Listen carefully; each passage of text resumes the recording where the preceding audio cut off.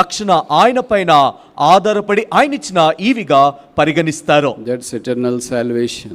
అది నిత్యమైన రక్షణ. That's a great salvation. అది గొప్ప రక్షణ.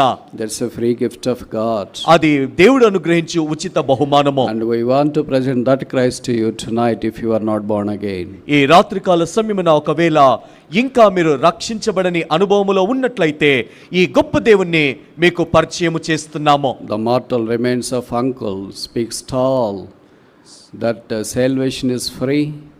And any sinner can accept the free gift of salvation wrought by the efficacy of the blood of Jesus Christ shed on the cross. సహోదరుడి యొక్క భౌతిక కాయము ఎంతో ఉన్నతముగా బిగ్గరగా అందరితో మాట్లాడుతూ ఉంటుంది. రక్షణ ఎంతో ఉచితమైంది. ఏ పాపైన ఈ లోకంలో ఎవరైనా సరే యేసుక్రీస్తు ప్రభువారి యొద్దకు చేరి ఆ గొప్ప ఉన్నతమైన రక్షణను ఉచితముగా పొందగలరు. That death is mandatory. No matter who you are, if the coming of the Lord tarries. మీరు ఎవరైనా సరే యేసుక్రీస్తు ప్రభువారి యొక్క రాకడ ఆలస్యమైనప్పుడు ఈ లోకంలో మరణమును ఖచ్చితంగా ప్రతి ఒక్కరూ ఎదుర్కోవాలి. The Bible says it's appointed to a man to die once, thereafter judgment.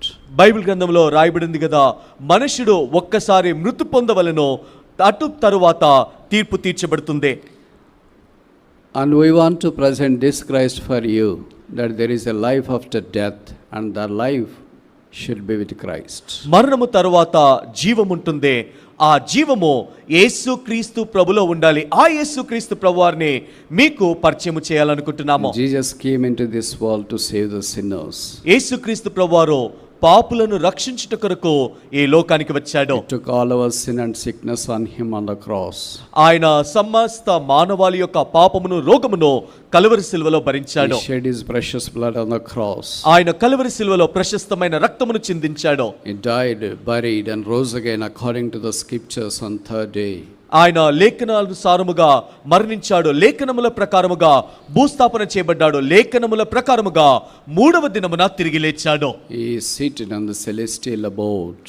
ఆయన ఉన్నతమైన హెచ్చైన స్థానములో పరలోకములో ఆసీనుడై కూర్చున్నాడు. He is lovingly extending his invitation for you to receive him as a personal savior. ఆయనను వ్యక్తిగతముగా మీరు అంగీకరించుట కొరకు ప్రేమపూర్వకమైన ఆహ్వానమును మీకు అందిస్తున్నాడు. The Bible says the blood of Jesus Christ cleanseth from us from all of our sin. Bible గ్రంథంలో రాయబడింది కదా, యేసు యొక్క రక్తము ప్రతి పాపము నుండి మనలను కడిగి పరిశుద్ధపరుస్తుంది. Today is the day of salvation. నేడే రక్షణ దినము. Do not procrastinate the day of salvation. దయచేసి రక్షణ దినమును